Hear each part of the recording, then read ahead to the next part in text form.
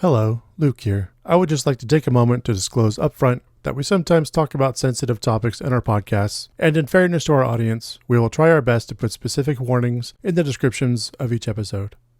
Now on with the show.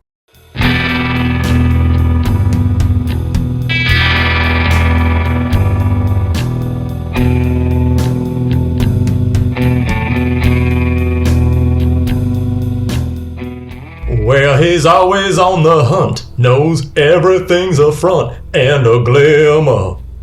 Got the vamps all on the run, when he walks out in the sun, he don't simmer. He's a bladey, whoa, whoa, whoa, he's a bladey. Talking about that little bladey, and the blade is so fine. Fuck yeah. She's a Lady by Tom Jones. Blade goes to Vegas. I fucking love it. That was supposed to be the fourth one, but they didn't make it. Ryan Reynolds got signed on for Deadpool, so. And welcome to the Nostalgia Killers podcast, where we revisit films from our youth to see if they still hold up or should be inserted into the great DVD player in the sky. The Marvel movie that started it all and launched a genre that has been run into the ground. 1998's Blade. I'm Luc Londe. Joined once again, almost as always, by Chuck Starzenski. That's right, it is I, the resident blood bag himself, Chuck Starzenski. Joined almost as always again, but a lot more now, Javier Martinez. Heck yeah. And welcoming back once again, the fantastic filmmaker, comic book artist, comic book writer, Robert Negoesco. Thank you. Thank you for having this under the cover of nightfall as well, because I do not go out in the day for unrelated reasons to the plot points in this movie. Thank you. Thank you. It is after midnight. Yes. Mm-hmm. I was going to introduce you as the one of the only people at this table who has met Keanu Reeves. But was he in this movie? No, but it's just a fun way to introduce you. It's a fun way to introduce you. Okay. He'll come up later. Well, I'm also Romanian, so clearly an authority on vampire. All right. There you go. Yes. Right. I have swam across oceans of time. That's a different movie. We should do that. And be sure to stick around for the end of the show for today's Sonic Death Monkey Top 5, which is brought to you by Goose and Fern, British pub in Santa Rosa, which is not open on Mondays and Tuesdays, just so everybody knows. But this week's Sonic Death Monkey Top 5 are our top 5 all-time one-liners. And boy, was this hard. Yeah, I revised my list no less than 7 times. Yep. Some motherfuckers are always trying to skate. I skate uphill, which I still don't get. Still don't get it. It's really hard. I know where it came. I know it's hard, but nobody does it. It doesn't happen. No. Also, like, it's not a thing. Ice doesn't form in a hill. I don't know. You don't hang out with Steven Dorff enough. Yeah. Also, I know we've got a lot of stuff to do before nitpicks, but like, of all the badass things for you to say, like after you just like slain the entire vampire community in fucking New York City, Yep. and then that's what you come up with, like. That's the point. I know. That's the point. We'll get into it. Yeah, we will. And we're going to stop at this point for our honorary song, Sam Coughlin. Spoiler alert. This came out in 1998. If you haven't seen it, go watch it, then come back and listen to the show. Also, Sam, if you're still hiking Mount Rainier, I hope you're okay, and we love you, and I have not heard from you in a while, so please call your father. This is also one of the first movies I saw when I came back to the States. So, like, in 1998, I flew back after high school. I watched Blade, Saving Private Ryan, Armageddon. They were all out at the same time. Oh, yeah. All right, that is a new unofficial trilogy. Right. It's a nostalgia killer trilogy. And it's like the deepest like level. Wait, Armageddon, Blade, and what? Saving Private Ryan. What a trilogy. Yeah. Where did this rank on your importance level of like, I'm back in America, I've got to see fucking American cinema? I don't remember which one I did. But this is one of my favorites for sure. And I loved the other ones at the time. Still love Saving Private Ryan. Armageddon's it's funny now. My mother was a manager at a movie theater, so I didn't really come back seeking movies. I was just hanging out at the theater and watching whatever the fuck I wanted. Hell yeah. Yeah. Just revise the story. It was a triple feature. It was just one day. I was locked into the movie theater. A really good day. They threw in snacks and sodas and said, "Good luck, fucker." Coming back from Europe, like all the techno, all the stuff was like right up my alley, and the music was big for me. That makes sense. It was probably more new for American film to be featured so heavily like that. That's what I was going to ask you guys. Like, how was techno handled in America in the 90s? Because it was fucking huge in Europe. We had Barbie Girl by Aqua. And Party Bus is Coming by the Venga Boys. And, like, pretty much nothing else until, like, 98. That's what I figured. Like, even, like, Darude, the Sandstorm. Yeah. Like, there's just the big bangers, When was Charlie's Angels? Like 99 or something? 99, 2000, yeah. Yeah, I feel like, so this was right when it sort of started spilling over, I guess. Right on. Yeah, I was a club kid over in Germany, so I'd like, of course, huge into techno and electronic music. We come back to the States and there's nothing, but then I watch this movie and it's like, this is me. You're so lucky you were there in the good days when they still did real blood dance parties that turn into orgies, probably. No more that Kool-Aid bullshit. I was going to say, nowadays it's just Hawaiian punch. Yeah. Lame. How about you guys, though? What's your experience with Blade? So I saw this in the early 2000s. I had already seen Spider-Man and X-Men. And so when I kind of heard, there's like another like Marvel movie, and I knew about Blade from like, he had shown up in like a couple episodes of like the Spider-Man cartoon, which was fucking awesome. Right. I think Spider-Man was going up against Morbius or something. He ate a motorcycle. And so I think this was just one of those classic, my dad was watching it and he's like, oh, you want to watch Blade? Superhero. And I was like, oh, yeah, I know Blade. Let's watch that. And then, end of the movie, I was like, what the fuck was that? I was probably like, maybe almost 10 or something like that. Yeah. So pretty young for it, but it's fucking awesome. Yeah. Still watch it every now and then. And yeah, like you say, I mean, it is now officially the first MCU movie. Yeah. Spoiler alert. Without them trying that hard. They just made in my opinion, a good movie. We could get extremely technical on this, but I won't. Well, that's why we invited you here. That's why I was going to say, Howard the Duck. Well, I did happen to notice in Deadpool Wolverine, they did show the Captain America shield from the early 90s. Yeah. Shitty straight-to-video Captain America. So I'm just kidding. Well, here's the other thing that doesn't get mentioned. But there was a TV series for the Hulk. Yes. In the 80s. Mm-hmm. Yeah. And like it never gets talked about. And it was actually beloved. Lou Ferrigno, yeah. It was huge. Yeah, they changed Bruce Banner's name to David Banner because Bruce sounded too gay. Is that really That is why the studio executives demanded that change. That is the most closeted thing I've ever heard. It's like, Bruce, no, that's my pool boy's name. We can't. I know way too many Bruces. Yeah. I want to fuck every Bruce I meet. No, we can't name it. No, absolutely not. It's David. This is the 70s. We've clearly progressed way past that. Have you ever met a gay David? No. Right? Yeah, exactly. No, of course not. Yeah. Preposterous. Yeah, and no one's named Bruce anymore. I also like the idea of them naming him David Banner and then just being like, well, first of all, shout out David Banner, the Southern rapper, but just like the person who's super closeted, it's like, no, Bruce, can never be Bruce, and then goes to like an art museum and sees the statue of David and he's like, oh, what have I done? Oh, yeah, that's true. The most beautiful man ever committed to marble. He looked a lot, Bill Bixby looked exactly like that too. Interesting. But I saw this movie probably way too young. I saw this at probably right around when it came out. I was 9 or 10 years old. And shout out to my very horny older neighbor. There's this older woman named Liz. Rest in peace, Liz. But she had a huge crush on Stephen Dorff. Yeah. Yeah. And so she owned a ton of VHSs of Stephen Dorff movies.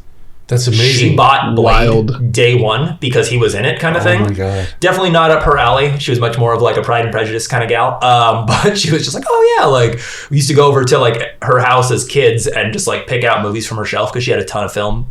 And grab Blade because why wouldn't you grab Blade as a child? Right. So rest in peace, Liz. Thank you for showing me the wonder that is Wesley Snipes. And also, I didn't know that this was a Marvel movie until I was in my mid-20s, personally. For sure. Yeah. It didn't matter. Nobody did. It didn't matter back then. It's a pretty, we can get into that later, but... What I find remarkable about that story is that she had a crush on Stephen Dorff, whichever it is, and she had all of his works. When this is the only thing I've ever seen him in. Right, yeah. But Deuces Wild, other movies. That's the only other one that sticks to mind because, I think he was just in random shit, as he's a background actor and stuff. Yeah, he's small bits in other movies, but I love the guy. I wish he was in more stuff, but He's really good in this. he is. He's pretty fantastic good in this. for what Perfect this for it. movie is. I think he knows exactly what this movie is. Yeah. Also, I'm picking up what she was putting down. Like, yeah, his little tousled vampire hair. Oh, I'm yeah. like, I get it. Yeah, I can see that. He's a bad boy. That's why I don't understand he wasn't in more stuff. Yeah. Like, I don't, Yeah. That 100% has to be where all the new fucking vampire shows and stuff get their like aesthetic from.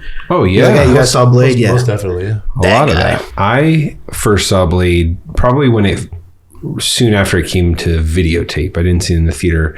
I was probably like 8 or 9, but I was like a horror kid, so and I too had no idea about the Marvel connection of any kind. Like that was like stuff that kids started talking about on the playground. They were like, did you know like Blade was like actually from a comic? And I was like, what? Like, because I didn't remember the specific Spider-Man episode. I know I saw all that stuff, but I watched Blade pretty young, like scared. I remember being so little that it like certain parts scared me. Sure. Actually, the obese Pearl. vampire Pearl was like real, like one of the scariest things I'd seen in movies at that point, you know, just like something about that. And like watching it now, I'm like, this is awesome, but it's not scary. Okay. I was like a little kid. But yeah, I liked it right away. I didn't like grow up a ton on it, but I did see it very young and it was extremely impressionable. Like definitely the music and like all the action. I don't think I had seen action like that because this is pre-Matrix and everything. So Just barely, yeah. Intros, like the first 15 minutes of the intro introducing Blade was like my favorite character intros of all time. Hell yeah. It plays like a song itself. It just leads up and then there's a drop and then there's Blade and then it's fucking louder, even louder and faster and all the action. It's like one of the greatest pieces of movie I can think of. Like, I watched this with my wife the other night, and she had never seen Blade. Oh yeah. And so like she was like, you know, kind of settling in, like grabbing like a beer or whatever, and just kind of like hopping on the couch, like, what are you watching for the pod? And I'm like, oh, Blade. And she's like, oh, I've never seen it. I'm like, oh, you're gonna want to watch Blade. And she's like kind of, you know, busybodying around the house and stuff like that. And then all of a sudden like the techno beat drops and she's like, what? And she turns just as the fucking blood like comes out of the sprinklers and all that. And it's just like, what the fuck is this? And I'm like, oh, sit down. Yeah. And then like the second he does the like classic just like boots and then pan up to Blade, she's like, oh, we got a movie. And I was like, that's right, we got a movie. yeah, he doesn't get a single drop of that blood on him either. No, it's in his contract, I'm sure. Yeah, because Jesus Christ, all I was thinking about was imagine filming that scene. How long were they under hot lights with everybody covered in that sticky Caro syrup blood? Like I was just like, oh my God, this looks awful to film. If you're an extra, fuck yeah. you're still only getting your normal day rate. You're still only getting the normal day rate. You're like, oh yeah, in this one movie, I sat at a restaurant and pretended I talked. Well, yeah, in this movie, I was covered in blood for like 9 hours. I was in someone else's underwear and I was covered in blood. And Guys, the blood's drying up. We got to reapply another coat. Like, fuck. Oh God, they just like line the extras up and just hit them with a fire hose outside. They just turned. They built a real blood system in that club, and they're like, crank the blood on them again, and they're like, please stop. I'm gonna go ahead and piggyback on and talk more about that scene, but one of the things that I appreciate that movie does, which is way fucking cool, is the fact that, you know, when you've gotten like other superheroes, like their first appearance showing up, you know, with the first group of like low level thugs, it's always like, who the fuck is this guy? Like, who do you think you are, pal? But with Blade, they all fucking, the whole crowd of like hundreds of vampires step back and like, oh shit, it's the it's the Daywalker. And then they just start running. Yeah, and they're just already in fear, and you're like, oh, that's all I needed to know about this guy. No, it's amazing. Fuck 'em He's all the up. mythos. Yeah. Like, it's not vampires aren't a mythos because they're like commonplace in this world. Blade is the mythos. Yeah. It's like, oh, have you That's heard of the brilliant. Daywalker? Yeah, he's the chosen one, the Daywalker. Yeah. For me, one of my favorite scenes aside from the Blood Rave is Blade fighting Quinn in the hospital. Like when he's all charred and just like comes back to life, almost like Jason Voorhees in Friday 4, maybe? 4, yeah. 6, 7, 9. I'm trying to think of the specific one where he comes back in the hospital. Yeah. I think it's 4. It's this third one, maybe. What's the third one? Okay. Yeah. Maybe the first time they killed him. Yeah. I think he's in the hospital afterwards. Yeah, they all blur together. Yes. It does not help that you get to see the end of every single movie at the beginning of every single Jason movie. Yeah, because they didn't know. Yeah, exactly. There was no videotapes. Well, there was, but they didn't. Nobody had them. But anyways, yeah, that whole bit, like just like him being charred, them battling.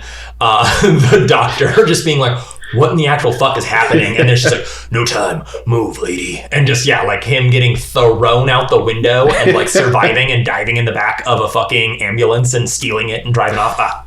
It was exceptional. Absolutely insane scene. Yeah. And I want to piggyback that into, it's not a scene, but every single time Quinn gets his arm cut off, it's just like, that was a beautiful So comedy funny. rule of three. So fucking good. He's great. He's one of the best goons in like movie history, you know, like the head goon of a baddie, you know, like he, in many ways, he's like, I don't think he could have done the Steven Dorff role, but like he's more engaging and interesting than a lot of Steven. Like they give him a lot of good stuff to do. He originally didn't have nearly as many of the lines that he does, but just on set, he was making everyone laugh. So they started writing more stuff for him. He wasn't even supposed to be in half this movie. That's awesome. I love the director being like, hey, bring that redhead back and braid his hair. Yeah. Yeah. And I love it because he's not like, he doesn't, I don't get tired of him. Like he's not annoying. He's not, it's not like a stupid, it's not stupid comic relief. Like, oh, there's the fucking Jar Jar character. He's the perfect comic foil, and I can't imagine this movie without him. No. Yeah, it wouldn't. It'd be really weird and stale. It would be much less more stale. less interesting. Yeah, for sure. Yeah. Let this be on record. We love you, Donal Log. Yeah, I know. What The a name. Nostalgia Killers want you to act more. Please come out of retirement. Come be on our podcast. What's Come be also on our show. crazy is most of his stuff is serious work. Yeah. You know, like he hasn't done a lot of comedy, though. I was reminded when talking about this movie before we started that he did like a bunch of MTV ads as like a cab driver, and they were all super comedic, and they would do tons of these. So like he was a pretty like known quantity, at least in like MTV, which would make sense why they're bringing this guy into this Blade movie, which is trying to be like very young, hip, like action movie, which action horror movie. The comic book thing is like they tried to bury the fact that it was a little bit, a comic book movie. No. They didn't want to credit the comic book writers. They didn't want to say the Marvel Comics thing in the opening. They had to do all that. The director pushed to credit Marv Wolfman and Gene Colan, who created Blade, but like they were trying to hide that fact. So it's like kind of a misconception that like, oh, this got like he is in the Marvel, you know, thing, but it's like it didn't get superhero movies going. That was X-Men.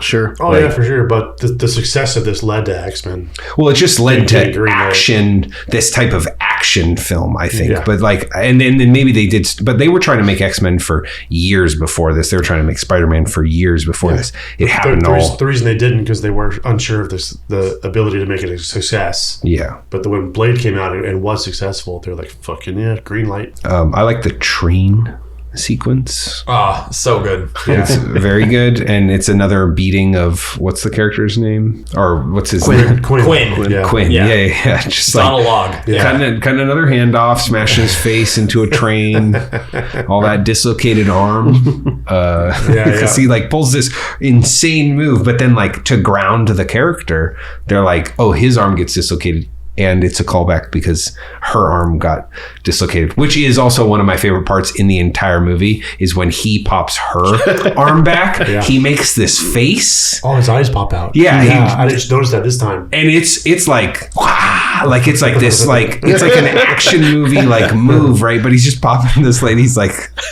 arm back in, you know, but it's like super intense. Like it almost like it disturbs even him who's killed millions. And for girl power, let the record show that Blade complained more about the dislocated arm than she did. That is true. When she popped his, he made more of a little. Yeah, that's true.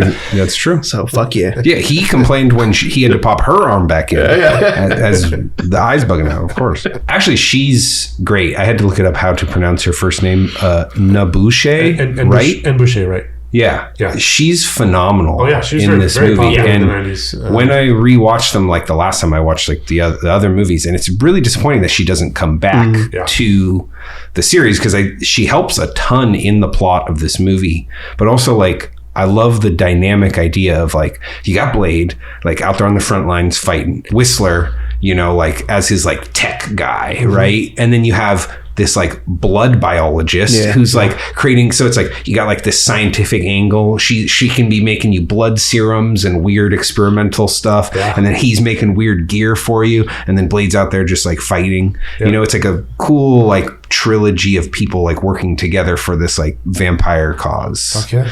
And they like, I don't know, everyone seemed to like the Guillermo del Toro one more. I do not like it as much as this one, not even close. Like, I don't even like Blade 2. I'll say that, yeah. I mean, it's like, I don't know, it bummed me out, like, on the rewatch. Like, I remember liking it as a kid, but then, like, maybe we didn't need to get into this now. I'm sorry. Wow. No, this was definitely more fun. It's also more of a horror movie, I think. Even though the other one's Guillermo del Toro, it's much more like, we wear black leather. We all wear black leather, which is weird because in this one, he's the guy, right? Wearing the black leather. He's got the whole vibe. In that one, it's like Ron Perlman's doing it. Parker Posey's in black leather. Like everyone, this is how vampires dress. Duh. But it's like, that's post-Matrix where Blade is pre-Matrix. He was wearing the black leather and the trench coat before Neo. It's part of the trivia. We'll get into that later. Oh my God. My favorite scene, and this is as of this recent rewatch, where I was like, oh shit, like I never actually like took the time to appreciate that. But Whistler's death. Yeah. It's like, you know, like just from Blade finding him under the sheet, you know, and he walks up to it. He's not looking at, you know, he's looking away from Whistler, and the camera switches the angle, and then you see Whistler in the background, pulls off the sheet without looking, and then the whole time that Whistler's kind of giving him his little speech, Blade is like gently wiping the blood off his neck, which is such a great touch because obviously he's fucking done for it. Just gallons of blood everywhere, and Blade's just wiping away, and it's like that small way of showing like, oh, he does care for him, and this is hurting him. Especially Blade, who does not show emotions. Like that's one thing. It's a very deliberate choice in this, where it's like this, like she says, my mother used to say like cold heart, or what was it? I don't even know the line, but they're making a point of that he is like cold and detached and like doesn't want to be emotional, because it's like when you really think about what he has to do in this movie, it's really brutal. You know what I mean? Like he kills his mom, which is like, what? Like, but it's like for him, it's like, oh yeah, this is just what I got to do, and it's like, no, like, no, I don't think so. He's like slaughtering his people as his occupation, more or less, basically. Yeah. A lot of burden on that guy's shoulders. One of my favorite, which kind of led to the, other than the ice skating uphill, this other kind of scene kind of led up to the Sonic Death Monkey. But you got the music building, crash, silence. Catch you fuckers at a bad time. Machine gun spray. I lost it. That was so fucking funny, and I don't know why. I just loved it. It's a great intro. I want to say like any part with Udo Kier. What a treat. So good. My note about him is just Udo Kier is a gem. Like it just incredible. His death sequence is so cool. I don't know. It's like they're just using like a little bit of a fog machine or something like right below the frame or something to make it like he's steaming from the sun, and you just have him like twitching a little bit, and then like, but just something about that death, I don't know, it like works really good. And then the special effects are wild when he just explodes. I was gonna say also that is one of the only times where the CGI doesn't really bother me in this movie. No, that scene holds like, up. That scene holds up. Like that's like one of those like, oh yeah, like the Udo Kier death is perfect. I don't think this movie pretends to be like, oh, my VFX are the best. No, up to today. They were revolutionary, but they were okay back then. They blew my mind when I was a kid. There you go. When it happened, that blood, like I'm watching when he cuts Steven Dorff in half, and then the blood like elastic pulls his torsos back, and I'm watching it, I'm like, I love this because it's charming. Yeah. But I do remember being a kid and being like, oh my God, what? How, what? Whoa. And which is like, that's the point. In the world of VFX, this happened right before ray tracing. So it was very difficult to make things look photorealistic. I would imagine. Which is why it looks the way it does. Yeah. And that's in my nitpicks. I mean, the VFX are obviously dated. I would argue that if you gave them a modern pass, a VFX pass, you could release this movie today and it would still be a fucking hit. Oh, yeah. Like, same music, same people, everything. Yeah. And it was just fucking. I mean, I like the old VFX because they remind me of how like cheesy it is. Yeah. But if it was realistic, might even be cooler. I don't know. There's still a ton of practical stuff going on here too. Most of it is. And I didn't look up how it was done, but I know that like in The Mummy, when Brendan Fraser is like killing all the CGI mummies in this one scene, they had to shoot that like the exact same way, multiple different passes with like different things but really there's no one there because they were only adding things. There was no green or like mocap suits or anything like that. So I wonder what it took, because he's slicing a human actor, but then they're flying through the air and turning into nothing. So I'm assuming there was some amount of like we have to shoot an actor flying through the air, and now we have to replicate that shot without an actor to have them disappear, because they were not at the level where they could just remove an actor from the frame. Well, if you go back and look at every one of those, it's smash cut. Okay. So you slice and then cut to another shot, and that's the VFX and shot. It's only CG. It's the body flying is CG? Just the body, but they have a background plate of the same area. Okay. But you never see Blade slice and then the person turns to dust. Yeah. It's always slice and then cut to another shot. Yeah. I mean, it makes sense. That's how they got away with it. Okay. But yeah, I know what you're talking about. Yeah. Yeah. It seems like it'd be, I mean, all of this was very cutting edge, no pun intended. Yeah. There was truly not a whole lot of painting out back then. Yeah. It was rotoscoping and laying over, And there's a ton of CGI. I don't know. I can't even think of a movie from that era where there is this much. Probably The Mummy. But that's like the next, you know what I mean? Like where you're right, there is more, but it's like there's such thin margins where it's like, that's a whole other year later where it's like, who knows what advancements Blade brought to the table. That's you know what I mean? Like, like before Blade was maybe the most VFX stuff, up until that point. There was a lot. We'll get into it later, but like we said, The Matrix came out a year later. Yeah. And that was the step over into ray tracing, where they were able to do realistic shadows and shading. Okay. Which is why The Matrix VFX were better. No, they are. But I mean, I can pick them apart now, but like the history of VFX is like right at that moment. That's when it like tipped over. Sure. Anyone got any more nitpicks? I've got a bunch of nitpicks. Are we in the nitty gritties now? Damn it, Chuck. Yeah, go ahead. Okay. This movie is a nonstop exposition dump. That is my biggest nitpick. Like, which I get because it is like, the first movie of its kind in that sense, but it is literally every time Blade is speaking, he's mostly like, so this is this clan, this is what they do. It feels very much like when some 8-year-old comes up to you and shows you their toys. I would argue that's motivated though, because he has someone next to him who doesn't know.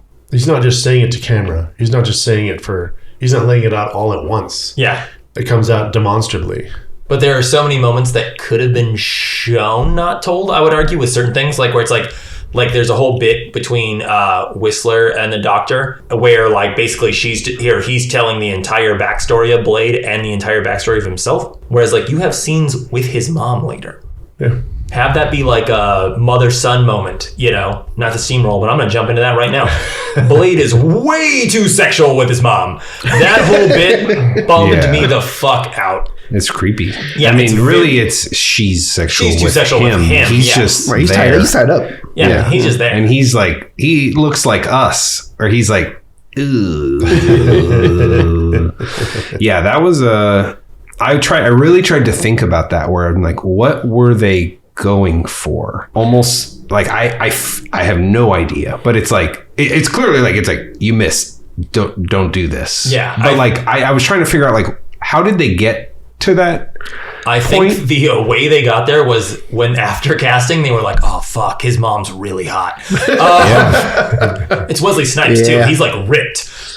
They gotta do sexy stuff. Yeah, this is they got it. I don't know. She's a vampire. She's allowed to be weird. I think it's like trying to take the like mother's love thing and then twisting it with like vampirism, but it just makes it like, this is all gross. This is gross. It doesn't make it any less weird, but I feel like it was definitely to try to kind of show that like, hey, like turning into a vampire, like you really are a different person. Like you're not. That's not your mom. Your morals are gone. Like that's a way to just be like completely like, hey, that is not your mother. Like clearly not. And again, it doesn't make it any less weird. But I think that was the intent of just like. I think so too. You're not just like, oh, I'm still me, but I'm a vampire now, because otherwise, why the fuck would she be evil? Why would it even be that bad? Exactly. Yeah. It's more like, no, it turns you into a fucking sexual, horny monster that just, amongst other things. And you're like, we're going to use my son to like do some blood god sacrifice thing. And she's like, sounds whatever, good to me. whatever. What do you want, Steven? What do you want me to do? You want me to cut his shirt open with this knife seductively? You got it, babe. Like, he did kill her though. Yeah, he did. I release you. One of my nitpicks is unsatisfying ending. It just kind of ends. Like they were just like, oh yeah, like how do we finish this movie? Because it like really, there's like a really weird like cut from like the rooftop scene. He's like, oh, you got to develop. Wait until you hear about how it's supposed to end. Oh, okay. Well, I will love to hear that. But yeah, he just he's talking to the girl. It's like, no, I need you, behind the scenes being my chem person. Like make me a better serum. Cut. And then he's in fucking Russia, and it's just like says a little cute little one-liner, and then it's done. I was like, oh, it's just over. Like, there's a lot of things that were supposed to be different. This part's not in the trivia, so I can talk about it. Okay, but the people he was supposed to meet in Russia was Whistler, which is why I was going to say earlier, you were sad when they showed Whistler's death. Yeah, because he is in the second one. Because he doesn't die. Oh, right. It's a great scene.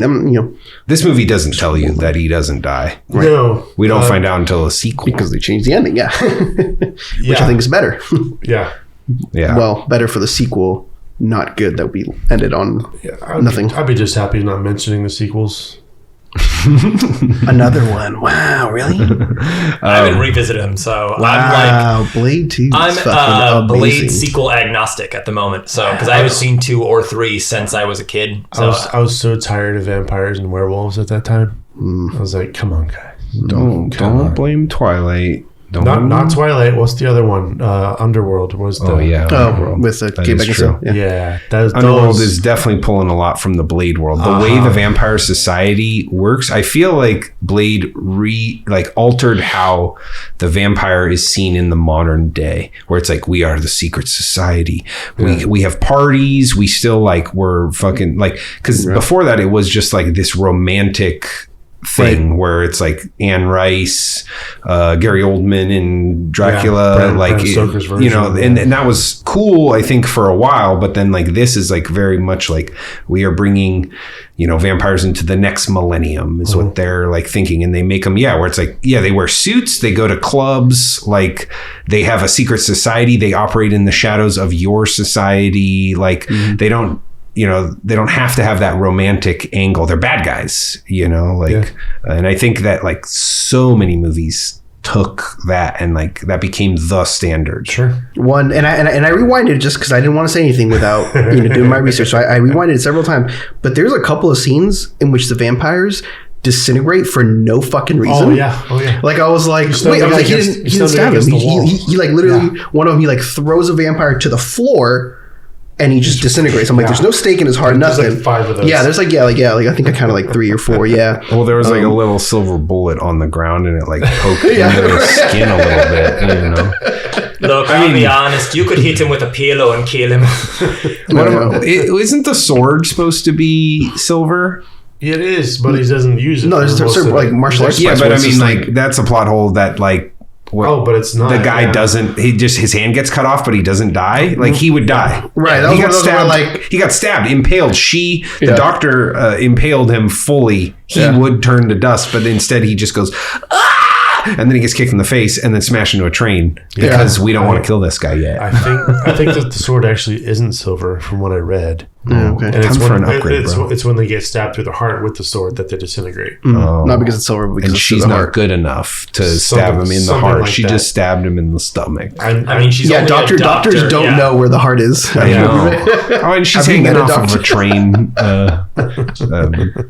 And the last one that I have is just hot blonde villainess. She kills one of the 12 vampires. Yeah, it didn't matter to the ritual. It didn't matter to the ritual. Yeah, but if you go back and watch it and count it, they have extras there. Do they? Oh, okay. Yeah. Why didn't So rewind the count? they bring up another guy from the back. See, I thought they were like... She just did it very They nonchalantly. looked at the symbols on the CGI rendering, which is clearly how you figure out like ancient blood god rituals. Yeah. And they had symbols, and I thought those symbols corresponded to specific vampires because of the whole cliffs, yeah. thing on the backs of the necks of their familiars. So I thought it was like, this guy has to stand here because this is his symbol. And then she kills that guy, and it's like, how do you replace that guy? Yeah. She's like, I want it perfect. I was like, I don't know. Yeah, maybe that's why Steven Dorff loses, though. Yeah. You know what I mean? Like, if she had never done that, he'd be the perfect blood god. Oh, he wasn't complete. He was only 98%. He totally would have killed Blade. Yeah. He'd have been like, psh.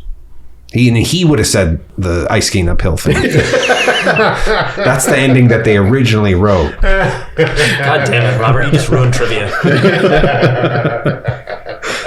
I don't know any trivia.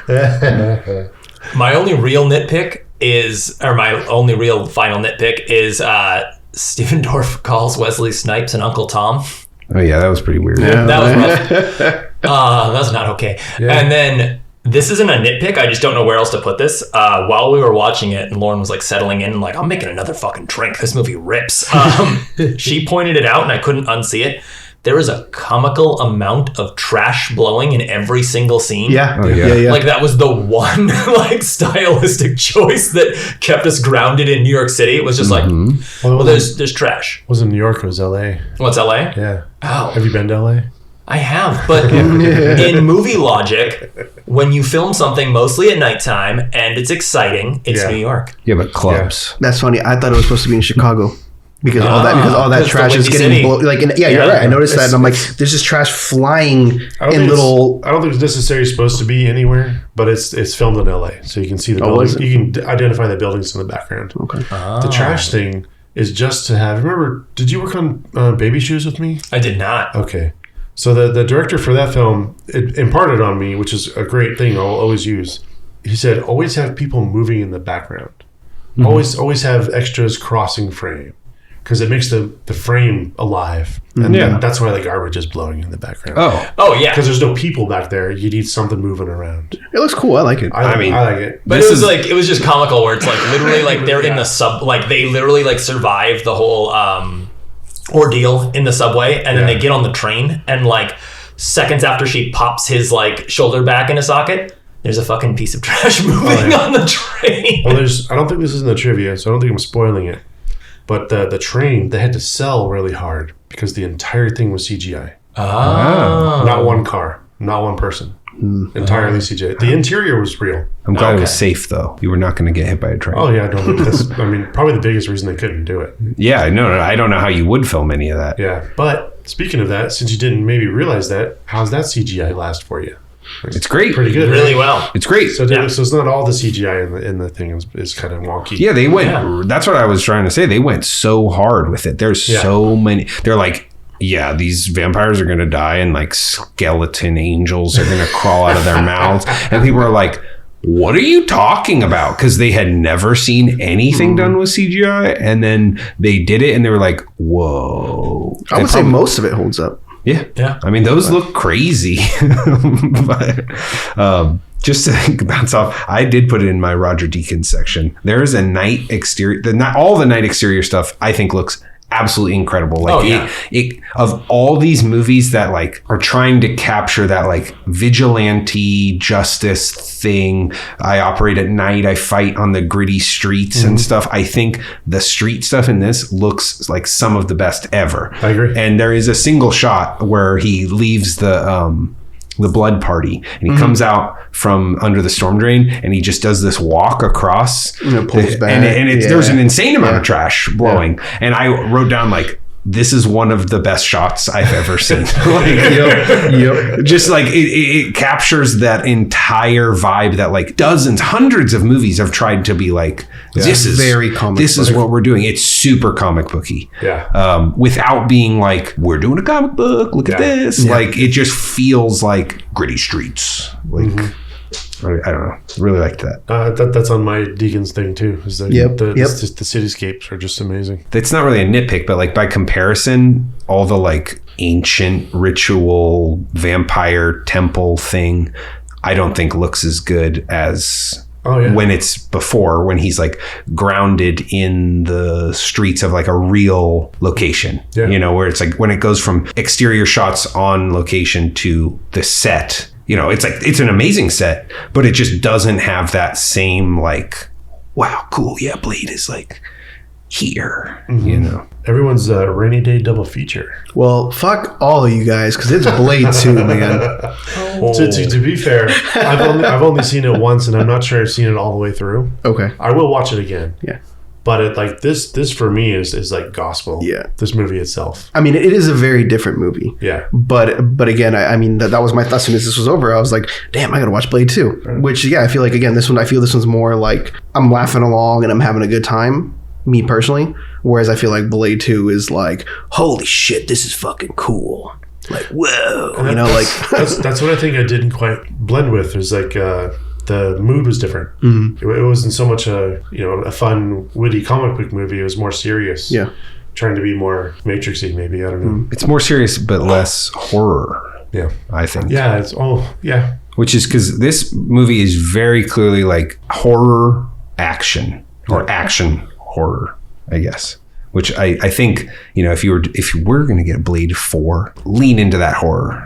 Yeah. You know, lean into the creepiness with this like insane action stuff. Because like I don't think anything's as creepy as Pearl in any of the other in any Blade movie. Yeah, you know what I mean? Like it's like super dark and this strange creature and this like weird voice and like everything about it is like, even though they turn it into this action movie thing with the like whole like he moved, you know, or whatever, like one-liner shit, it's like still like, what the fuck are we doing? Like this is like fucked up. Well, I got John Carpenter's Vampires, even though I hate Woods now. He's just an insufferable piece of shit. I remember loving Vampires, and I own it. Like it's on DVD somewhere. Oh yeah, I still have it somewhere. But yeah, that's it for me. I mean, Blade and Vampires, two very different movies. White Man Can't Jump because he just Wesley Snipes being way more like personable and human and like.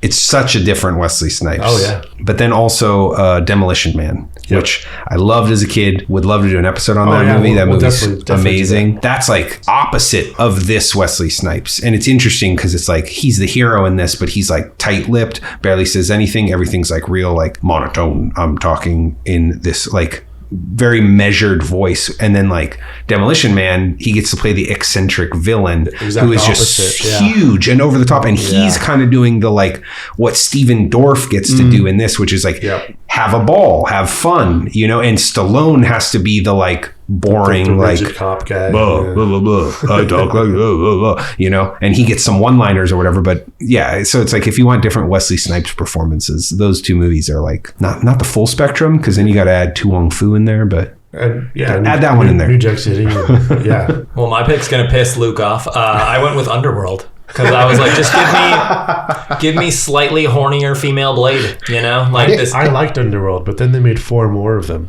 And it just dragged on, and I don't disagree. I would watch it again. Clearly the same universe as Blade. I would think so. Right? Like, I'm just like, these are the same vampire guy. These are the new ones, the ones that didn't die in the Blood God ritual. Like that. Yeah, I don't know. Let's go on to this movie's cocktail. Yeah, today for the pod, we're drinking the Blood Rave. So we've got half an ounce of bourbon, half an ounce of Angostura Bitters, which is a lot of bitters. Just sorry if you can't taste anything for a week after this. Bitter, half an ounce of Sweet Amaro and a half an ounce of lemon. Shake all the ingredients together and pipe it into your sprinkler system as you shower yourself in red. Hell yeah. Yeah, insert Junkie XL. That was excellent, Chuck. Thank you very much. What do we do now? Ad break. It's time for an ad break. Let's take an ad break. Ad break. And we're back with Act 2, the trivia section. Let's dive right in. Question number 1. True or false? Blade was a long-time effort by Wesley Snipes, who was also a producer of the film. False. True. False.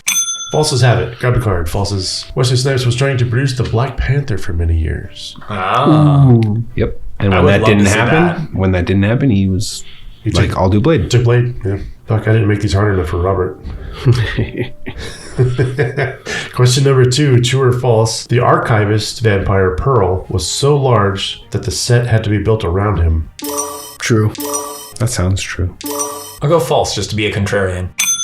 It's true. You don't get a card. Damn it. But the choose. Go ahead and take a card. The set was built around him. It was over 700 pounds of latex skin. Jesus. Operated by 4 people. One person is the head, 2 different people as the arms, and 1 person shaking the legs. Wow. That's incredible. Yeah, it's fucking insane. And then during the close-up shots, when it's getting burned, they had to like break the puppet and move the arms in so it would be in frame because it was actually like 8 feet away from the head. Yeah, it makes sense. Yeah. Wow. If you go back and watch it again, you can tell like how many people are operating the thing. Like fucking Yeah, it would be Snuffleupagus. too big. Your arms, if you were that size, your arms would just be hands coming out. T-Rex. They wouldn't have arms. Yeah. Question number 3, true or false? David Fincher is an uncredited scriptwriter and nearly wound up directing Blade. True. True. That sounds too good to be true. False.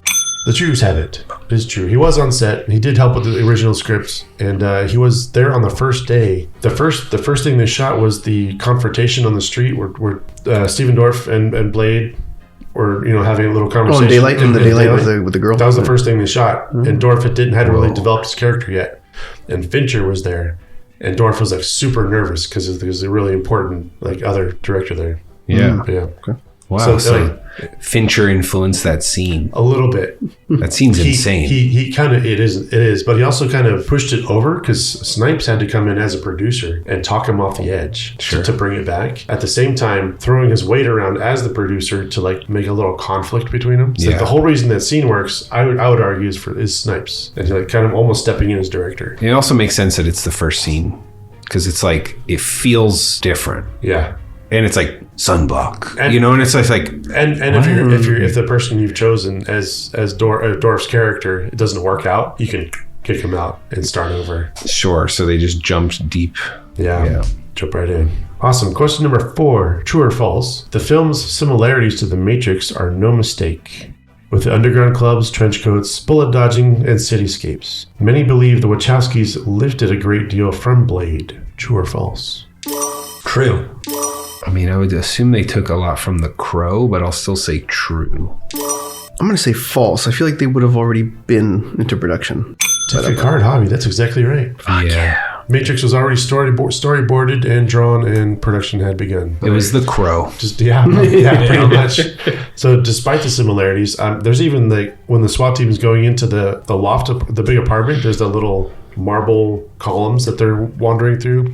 Looks exactly like the lobby scene in The Matrix. I was It's just in the air because The Crow's director's follow-up was Dark City, and I'm pretty sure that's 98 also. That's also the production designer for this film. There we go. From Dark City. Makes sense. Yep. Question number 5. Tracy Lords has a special relationship to the club bouncer at the beginning of the film. Were they A, married, B, dating, or C, siblings? I'm going to say siblings.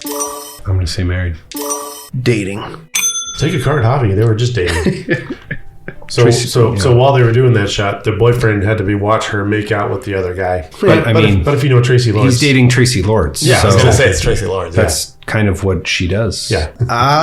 Pornographic actress who entered the world of horror. She's more like, at this point, kind of known as like a horror, one of the, horror icons. She's taken the reins of her life, which I'm really happy about. Like she's like run her own world, which is awesome. Yeah, no, she's cool. She also started in porn when she was 15. Yes. Yeah. Which is why lied about her age. Which is why if you try to find any of her movies, they're gone.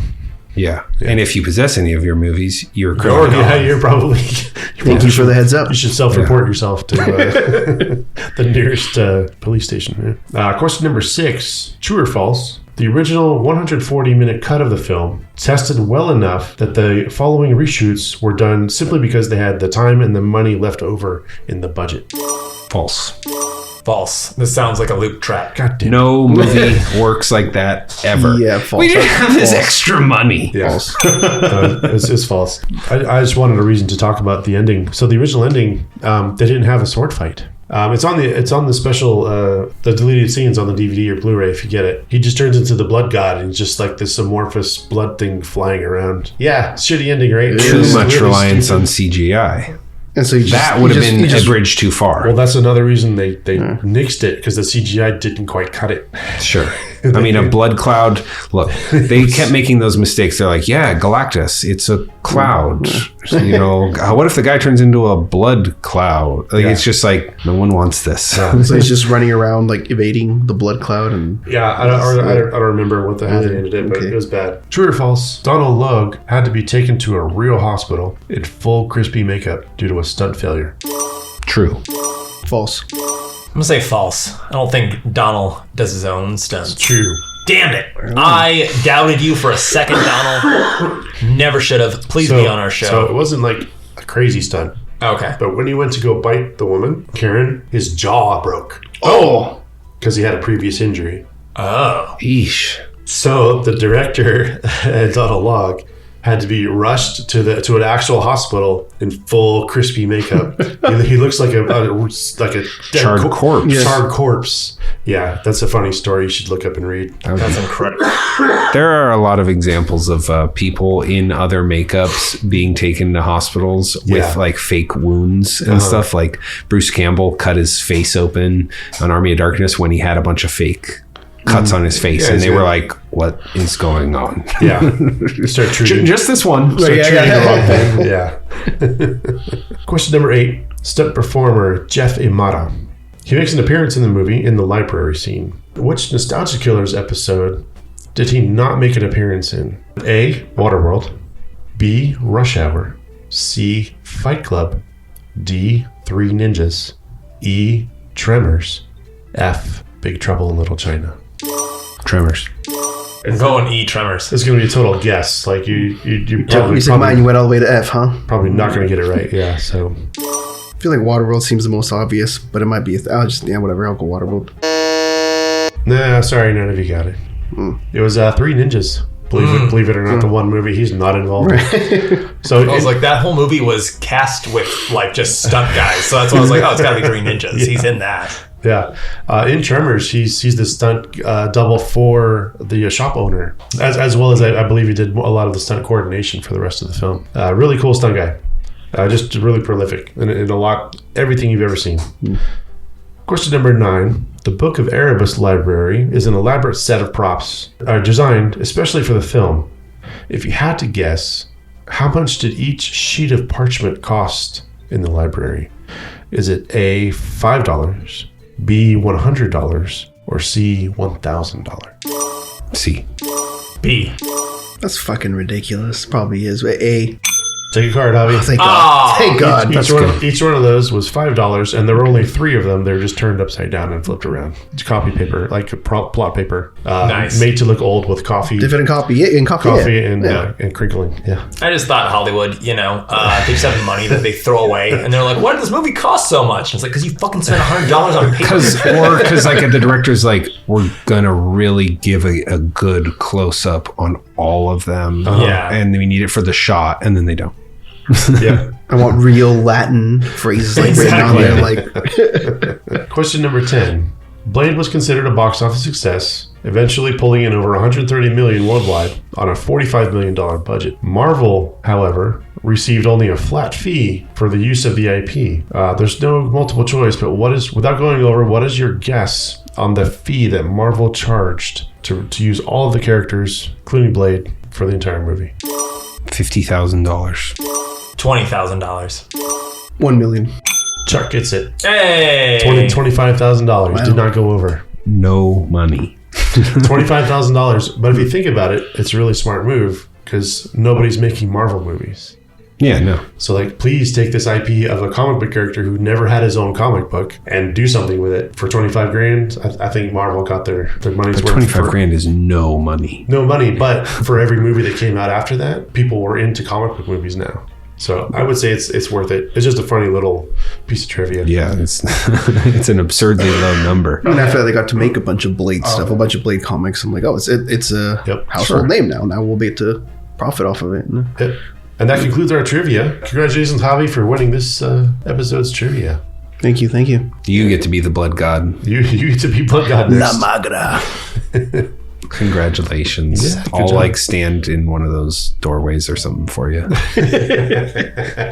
that brings us to where we like to thank our executive producers. Thank you, Javier Martinez. Thank you so much, Addie. Yes. You are the serum that keeps us from becoming violent animals, and we inject you into our veins every podcast. If you'd like to be injected into the veins of every podcaster on this show, you can do so by signing up for our Patreon. Patreon.com/NostalgiaKillersPodcast. That's right, $15 a month. It's worth it. It's It worth is. people. There's a lot more Patreon stuff coming down the line too. Yeah. Also, if you just give us any dollars a month, you might get a category like Sam. Sam gives us like 5, so yeah.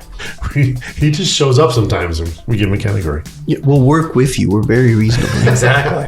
for now, until we make it big. Yeah, exactly. $15 a month or best offer. Get grandfathered into the system. And with that, we'll take our second ad break. Ad break number 2.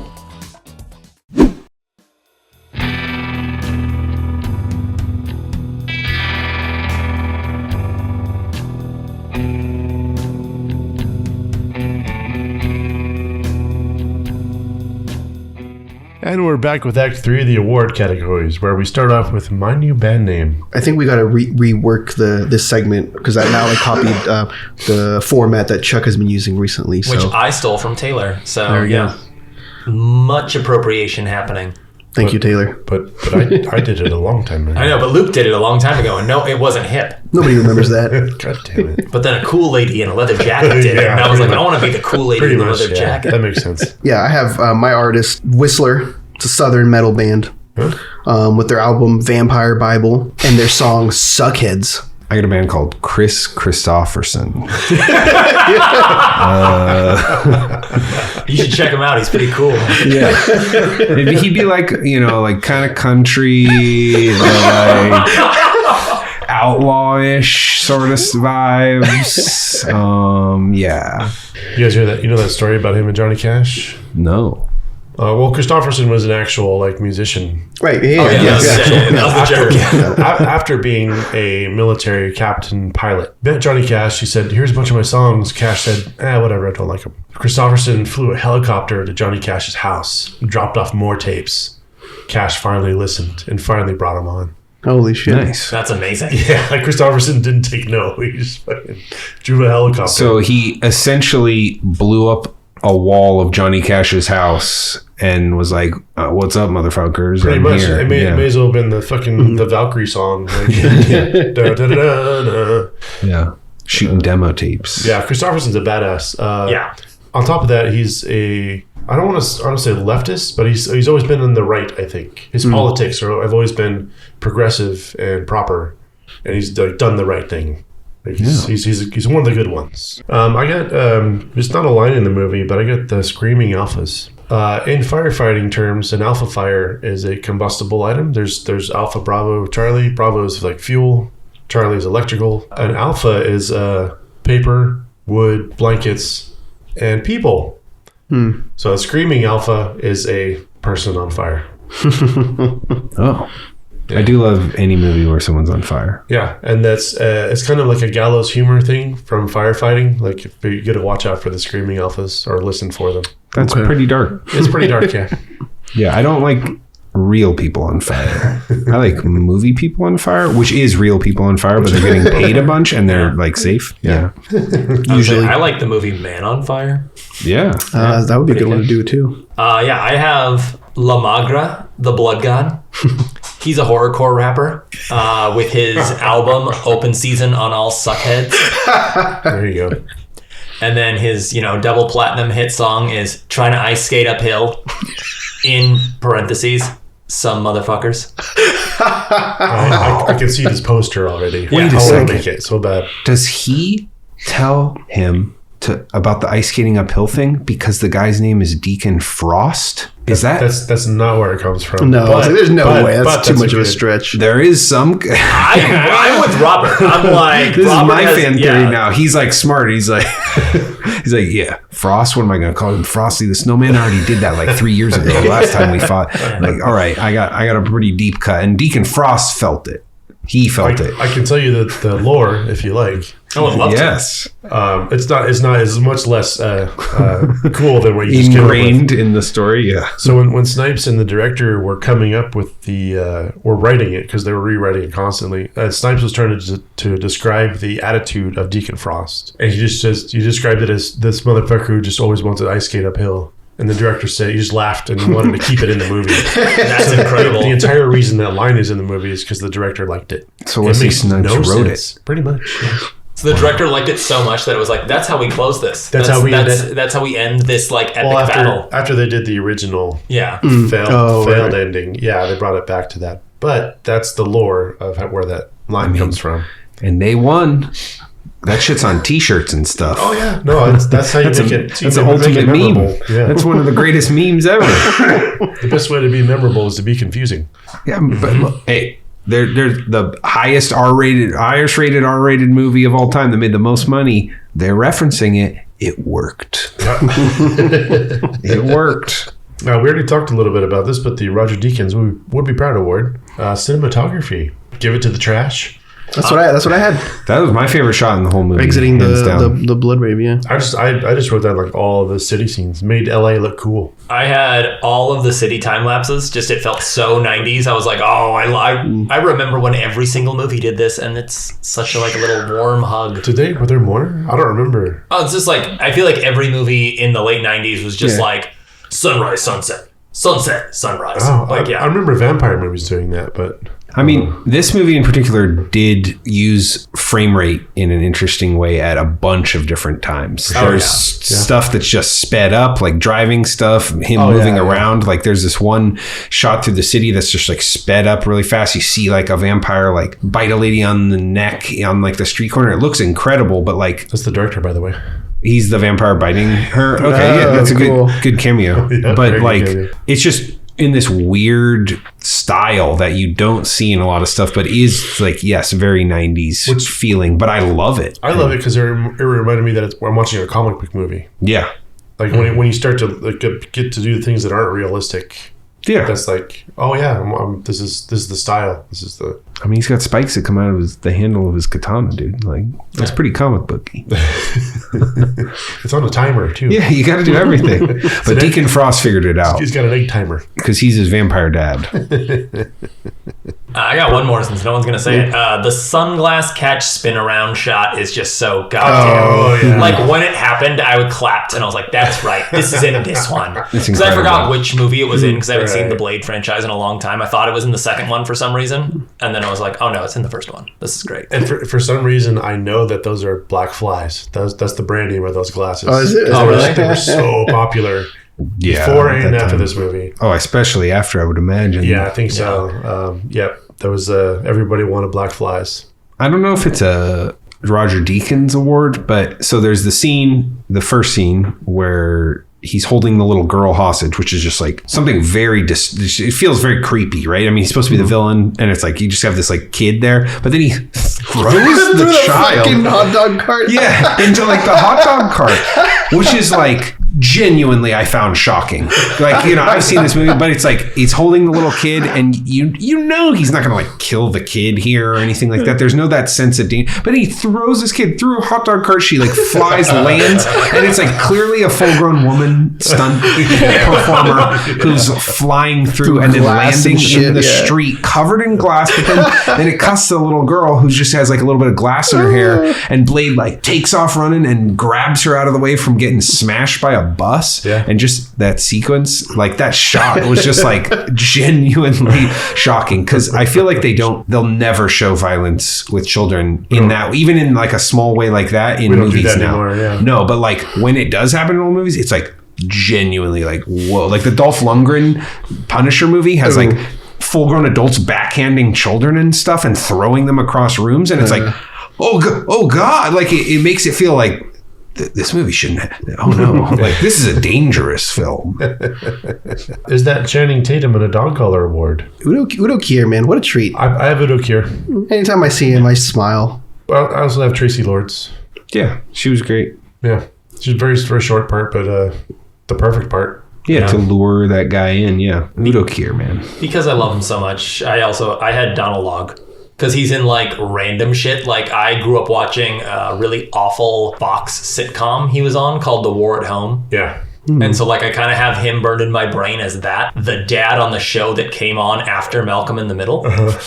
So then I'm like, oh yeah, that's weird. This guy has like a braid and is trying to be cool, like in the Blade movies. All right, yeah, sure. He's totally cool. What's Oh, his he's very introduction? cool. No, He's I know. getting a blowjob and kissing a lady Yeah. at the same time. Not only at the same time, at a blood rave. Yeah. The blood is his food source is pouring out of the sky and he cannot be bothered. He doesn't care. He's got other priorities. Yeah. You know, I love the guy, but I don't like that his name is Donal. That's dumb. In real life. Where's the why can't it just be Donald? I don't know. I don't know. I think it's Irish. I think he's that Irish, yeah. Yeah. There's a Donal Gleason. Domhnall Gleeson. You know, how Right, it that's comes- different. it That's a what- separate name. No, that's what it comes from. Oh, is it? Yeah, I think Donal is short for Domhnall, and like Domhnall isn't pronounced Domhnall. It's Donal. Sorry, country of Ireland. I take it back.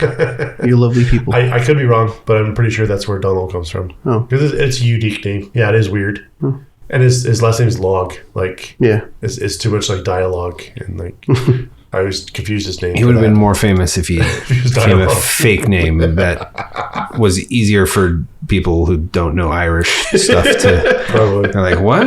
We're going to cast this guy? No, we're not. I can't even read that. What's going on? Yeah, why is it? Yeah, just call him Donnie Log. Let's There move you on. go. Yeah, Hans Gruber Deathfall Award. I had Udo's death. Because That I was think good. the CG holds up great. Yeah. And I like the fact that like they thought out, different methods of killing vampires produce different results. Yeah. Like this, doing it this way turns you into ash. Doing it this way, like makes your head pop like a fucking zit. Doing it this Yeah, way, yeah. like Udo exposing to the sun. He explodes. Yeah, he at Yeah, first he his skin explodes, peels yeah. back and it like in like different layers and it looks fucking great. They do like extreme wide shot and everyone like jumps Yeah, and then out. it You cuts see like the a people practical, jump out of like- the way as it explodes and they're like, Great, great sell. Yeah. Yeah. I love it. It's good. I got Deacon was good, but I have to give it to these two guys that jump in front of the subway and just eat it. Yeah. Don't know who they were, but like they didn't come back. I think that was one of the ones where they actually turned into dust for some stupid reason. Right. Like the subway's made out of silver or something. Vampires don't like trains. ACAB. I had Oh yeah, that's right. yeah. I had Frost killing his cop familiar, like just Krieger. ripping his throat out Yeah. and then making out with the blood still in his mouth with the like hot blonde lady. I was like, oh yeah. Yeah. And then just Blade beating the shit out of that guy in broad daylight is just great. And robbing him. Yeah. And I love that the doctor is like, are you taking his stuff? And it's like, yeah, he's a familiar. Yeah. Oh yeah. And he's like, yeah. This is how do you think we fund this war against the vampires? I'm sorry, lady. My bullets are made of silver. Yeah. That shit's expensive. I trade gold for silver. Yeah. That's a nitpick I was going to get into, but I avoided it. The crusade against vampires is expensive. What was his plan? Deacon Frost's? He's going to turn the whole world into vampires? What are they eating? No, I do That's believe. my nitpick. That's my controversial hot take. Okay. Well, let's go on to that then. Yeah, why Luke likes Waterworld, a controversial hot take. Robert just kind of said mine is, like, how do the vampires eat if everybody is a vampire and vampires reign and, like, all I this? don't remember everyone turning into a vampire. Right? Did he say that? I don't think he No, said he that. said he was like anyone who even stands in the way just becomes a vampire instantly. Yeah, exactly. Oh. So it's just like, I don't okay, remember that sick. part. Are you guys just eating, like, I goats? do believe they can feed on other vampires Okay. That's I think that's what happens. if they're going by Lost Boys rules. Well, I think that's what leads to the events of the second one.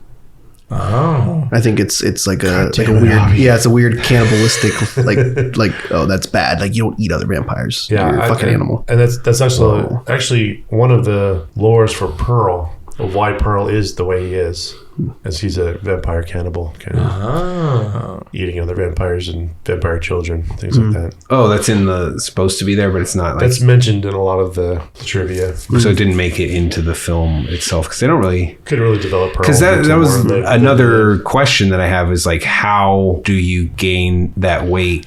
Yeah. Drinking blood, or were you that size and then got turned into a vampire? Well, this film removes the mysticism from vampirism and turns it into a science thing, which I like. That's fine. Yeah. But it opens up a lot of different people's. When they become vampires, become exposed to the virus, they show in different ways. Sure. Which is what I thought what's happened to Pearl. Right, or that's why you have the doctor's colleague. He becomes like a half vampire, half exactly. zombie. It turns into a fucking zombie or something. Yeah, and they mention they're like, oh, yeah, I don't know. Sometimes weird shit just happens. Exactly. You know? Yeah, that's what I really liked about how this movie handles vampirism as a science thing rather than a mystical thing. Because you don't get a full like blood pump into you or something like that. The same way Blade was made. Like, how is Blade existing? As a half, a Daywalker and whatever. So they don't even understand their own. No, what and it's random and it's just like evolution. So I thought it was a pretty cool idea. Which is also super cool as to why Frost kills like the 12, because it's like, yeah, what's the point of being a pureblood, or what is a pureblood even if like this is a weird disease that we're all catching? They're obviously not more powerful. Yeah, and it's like No, it's just old stuffy. I mean, they were very clearly, I think, is the same thing where we're trying to make the new generation of vampires. Those vampires are supposed to be like Dracula and stuff. Like they're the old school ones. And then this guy who's cool with like his 5 o'clock shadow and his friends with sunglasses on, they're like sex parties. We're what vampires are now. Yeah. Get used to it, old man. We listen to techno and get blowjobs. You don't understand me, Dad. Yeah, exactly. I didn't really have one. I just wrote down that with the modern day VFX pass, this could be put back in theaters. Yeah. And people who've never seen it would love it, I think. One thing that I was thinking about with this movie is how it feels almost like perfectly in between these two worlds of bigger budget action cinema. Right. Like there's elements of it that feel very modern, like almost like they like play off tropes of this now, but then it also feels like very like old school movie where it's just like hero has to do this stuff, then confronts the bad guy in his final, plan for evil. But it's like this very caught in between the two worlds, and it did signify like a big change in Hollywood with what came from comic book movies coming to life. So it has this interesting thing where it's like almost like scene by scene, like this feels like an old movie, this feels like a modern movie, this feels like an old thing. Like, and to really give him credit, I have to give him credit, because the more I read about it, the more I learned that Wesley Snipes had a huge part in developing it this way. Sure. And including all these old these movie ideas into this new thing. I mean, he's also a comic fan. Yeah, big time. Yeah. And a martial arts fan. And he is responsible for making this, I believe, the great movie that it is. Yeah. And more than just being in it. Marvel Daddy. Exactly. That's what Ryan Reynolds calls him. Pretty much, yeah. There will only be one Blade. That's what I took away from that movie. I was like, oh, is he going to fucking nix the new Blade movie and start over? I interpreted that joke as a joke that was written thinking the movie would be out. Yeah. And that's the joke. Yeah. That it's like he's saying there's only one Blade, but there already is another Blade. And we're like, huh? But then because that other Blade hasn't happened, it just makes it like, it's certainly curious. possible. That's exactly how it was written. That's 100, like, and I'm sure they were like, do we cut this? Because the movie's not out. And they're like, but what does it mean if the movie's not out? And they're like, ha ha ha. Let's find That's out. funny. Is Kevin okay with it? That's what it seemed like to me. I don't know though. Blue Velvet meets Blue's Clues. Mashups. So I have my disgruntled boomer take on Blade. So What'd you give me for? I have Blade meets Twilight. Okay. Oh. Blade is tired of these soft ass vampires from nowadays that sparkle and have feelings and drama and teen romance, and he's just like, what happened to the suckheads from back in the day, Yeah. And now he's just like, I just gotta exterminate all of them, like no exceptions, But he falls in love with the most basic fucking like plain face, just some girl who keeps like mumbling a lot. Yeah. Hang on, Spider Monkey. And he can't Hang on to the sword. He can't finish his quest because he's in love, and he's like, damn. And then he has a whole arc where he's like, am I basic? Yeah. I never thought I was, but maybe I'm basic. And maybe that's okay. Yeah. Vampires are the friends we made along the way, Yeah, they can be. Some are good. As long as they recreate that baseball thing, man. Exactly. Yeah, well, you update it. You make it like soccer. I was say Blade Vampire just soccer. slicing the ball in half, like when it gets pitched to him. Yeah. I mean, he'd be really good at soccer, I think, with his kicks. He's really Yeah, good. He's there you really go. good at flipping and kicking. Very good at it. Also, Kate Beckinsale has to show up at some point in this Yeah, remake there you go. because then you get the like, who he falls in love with. you know, because you have like Jacob the werewolf and like she's hunting the werewolf guy. Yeah. And There so we go. instead of that love triangle, it's like all of a sudden Blade falls in love with Kate Beckinsale. Wow. I think we solved it. Yeah. And it's Benicio del Toro from that failed Wolfman movie. Yeah. Is the wolf that she's hunting. So, you know, because Hollywood's all about like, hey, we did this and the movie didn't work, but we could still bring this actor back as that thing. Look, we're going to make some money off it one way or another. Yeah. I like that movie. Yeah. All movies are good. Man, I like all movies. I had Blade meets the Matrix, which we've already kind of talked about. Right. But I said, yeah, Blade is obviously Morpheus, and Karen, since she's been bit, she doesn't cure it. She is coming in and out of the vampire world and like basically, you know, getting red pilled and being like, this is what the world is, Karen. Yeah. The world is vampiric. And like she essentially becomes the Neo of the Matrix. She becomes the Blade that So it's They Live, but with vampires, not Exactly. aliens. Nice. All right, I'm in. This I have thought of for a long time, even before Blade showed back up in Dead. I'm always like, this is what a Blade movie should be, whether it's Mahershala Ali, Wesley Snipes, whatever. I don't know if you call it this, but I kind of think you should. Just Blade versus Dracula. Oh. And it's like, what is the better challenge for Blade than he's got to kill fucking Dracula? The ultimate. That is what you do. That's the swan song. If you bring Wesley Snipes back, it's like, I'm going to kill Dracula. You know, and it's not just normal Dracula, it's Marvel Comics Dracula, who's like way crazier. Yeah. Smash through walls and shit. And he's I would still love fine. it if it was Gary Oldman. Oh, no, and that you bring back Gary Oldman. So, swam oceans of time. Robert, that's Blade Trinity. Okay. Yeah, I've never even seen it. Oh, yeah. Yeah, no, I know. This might be the plot. Is this the plot of Blade Trinity? That is Blade Trinity. Oh, Yeah. okay. Well, I thought this was a good idea for But years. no, it's super lame. So I would like to see that Yeah, instead. no, Yeah. and I mean, I guarantee Blade Trinity doesn't have Dracula. I'm talking like Right, popped exactly. No, collar, for sure. cape, Exactly, yeah. long nails. He's like doing the hooded thing. No. He's super cool. His name is Drake. Dead. Yeah. No, Dracula. Yeah. Like Yeah. he's the ancient god Dracula. Yeah. Also, you could do a Blade sequel and just call it Blade, motherfucker. Like Blade motherfucker. Like, because he says motherfucker more than any other comic book hero ever. And on to Here Comes Kanye. Pluggables. You got anything going on, Robert? I mean, you can follow me on Instagram at Robert_Negoesco. If you enjoy listening to me talk, I just want to plug previous episodes of the Nostalgia Killers that I've been on. So if you liked hearing me talk about Blade, you can hear me talk about The Good Son, Small Soldiers, Gremlins, Home Alone, Addams Family, Freddy vs. Jason, Detroit Rock City, 40 Days and 40 Nights, Howard the Duck, Overboard, and RoboCop. Enjoy so much. I don't know if listeners know. They should know if they've been listening, but Robert has also been here from the beginning. Yeah, Third episode was RoboCop. Yeah, that's right. You're our fourth Beatle. that's right. Wow.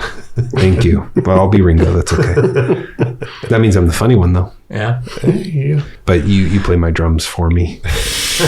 But Whoever's John.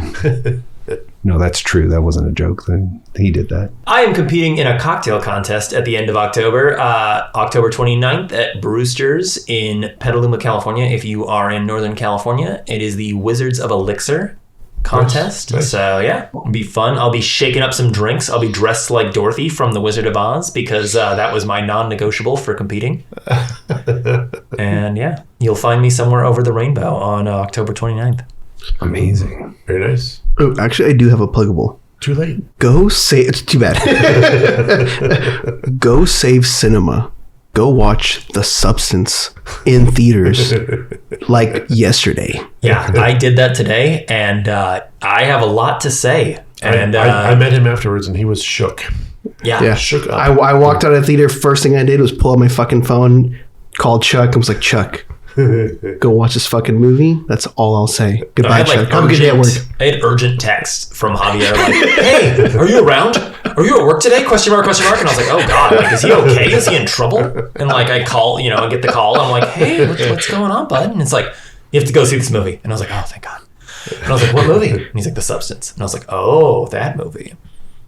Which, yeah, no spoilers. Whoo! Had to do a lap around the theater once I got out. I was like, I was going to walk home because I live very close to the theater in my neighborhood. And I was like, nope, we're going to do a little cigarette lap, basically. And like, I don't even smoke. Well, we at the Nostalgia Killers have playing cards on sale on the website, nostalgicillers.com.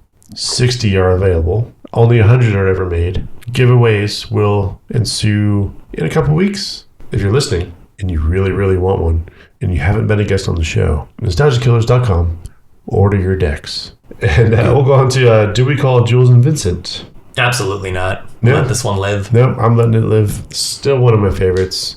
Oh, yeah. The soundtrack alone is in my blood. I showed Chuck and Javi, I think, last week or 2 weeks ago. Last month? When was I here? Anyways, my ringtone, when they go up to that penthouse apartment, that DJ Crush song, that has been the ringtone on my phone since we could put her on ringtones on our phones. That's right.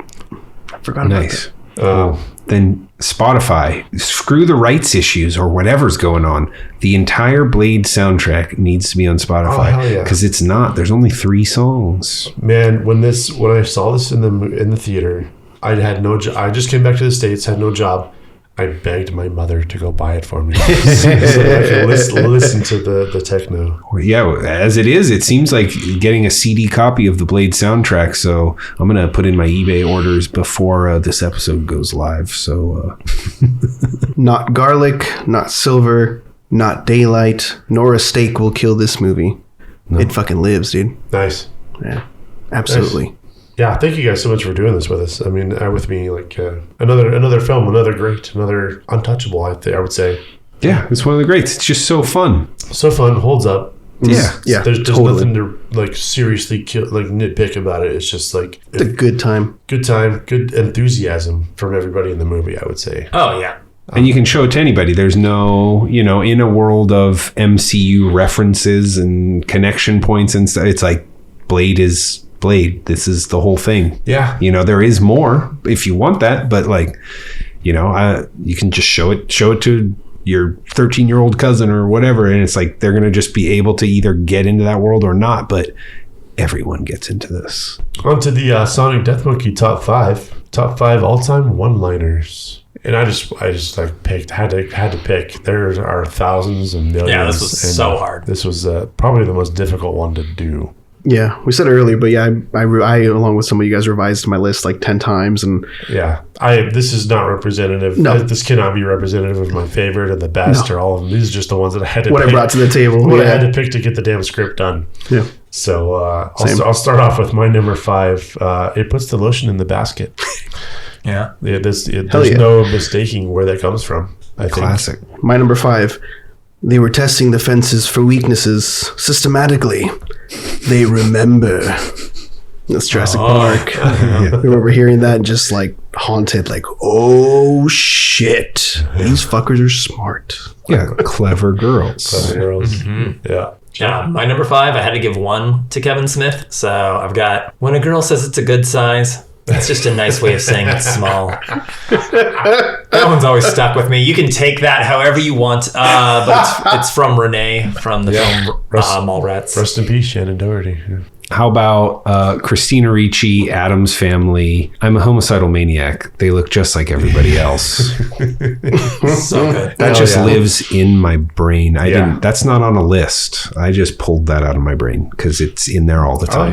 Oh, yeah. No, I think it's very easy to do. Pull it out of your brain. One of the kids I work with literally said that today on the car ride home from school. Great. I'm glad the kids are still watching good movies. And you brought this movie up earlier. My number 4, I've come here to chew bubblegum and kick ass. Yeah. I'm all out of bubblegum. I'm all out of bubblegum. From They Live. Incredible. Yeah.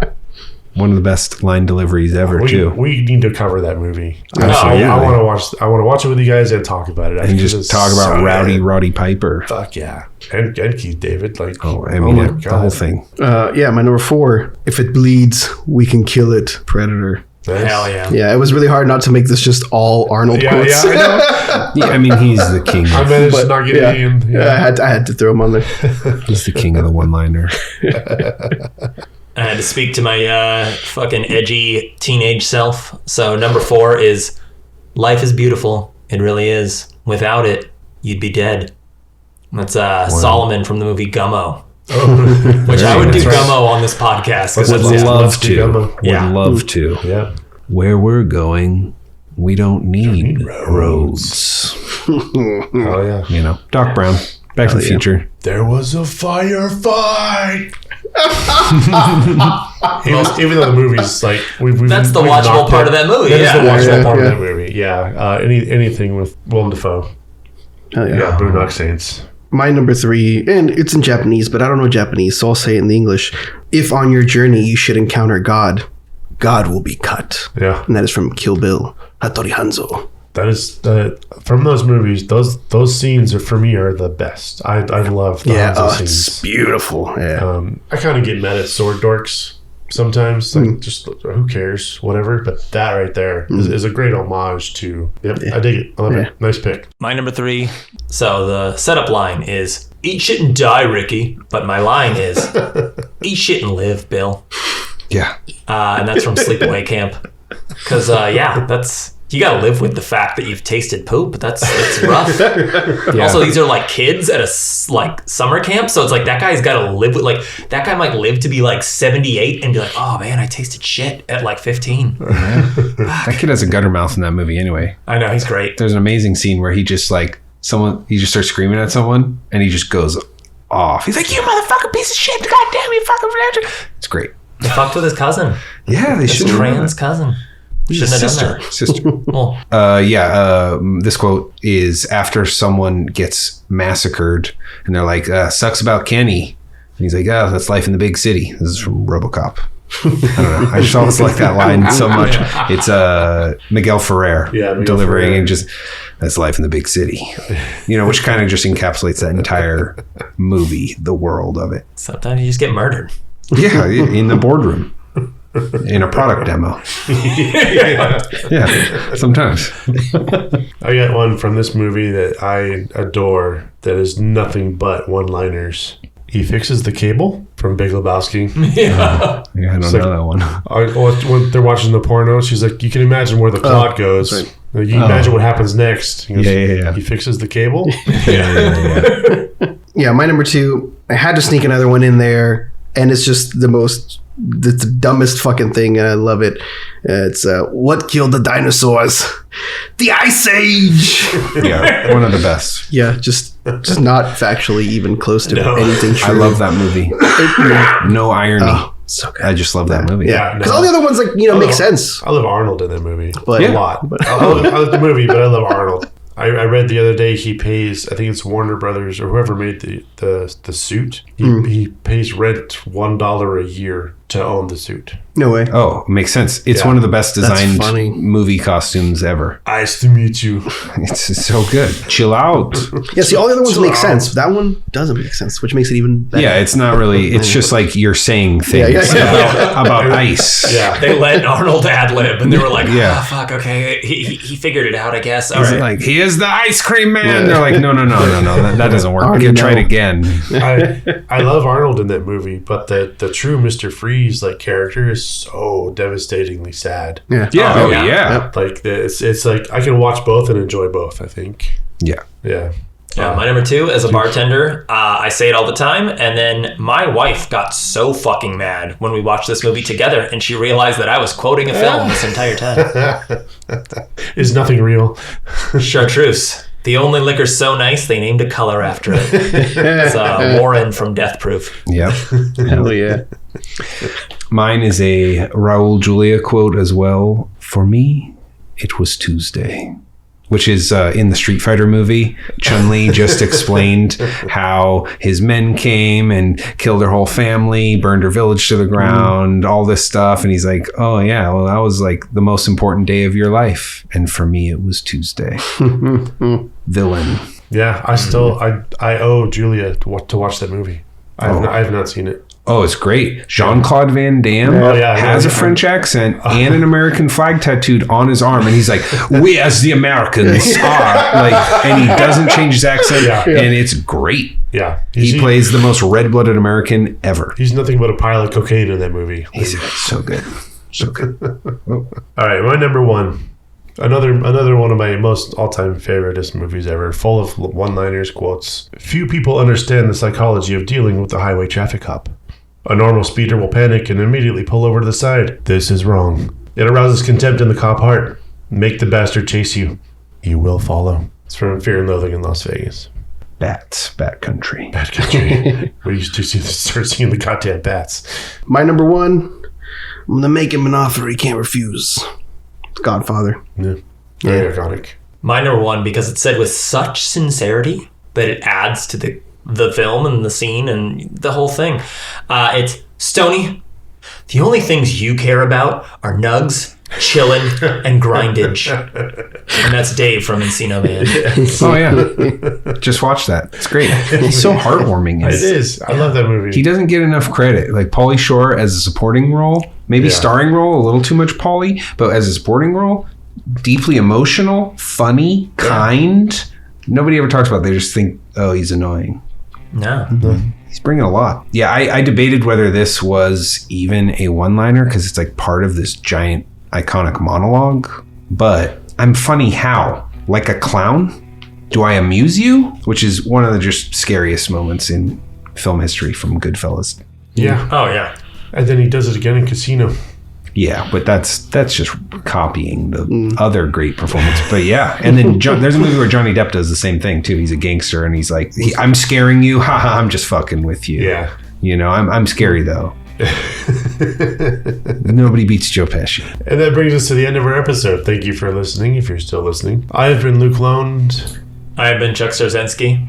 I've been Javier Martinez. I have and still am Robert Negoesco. And we have been the Nostalgia Killers. Bang, bang.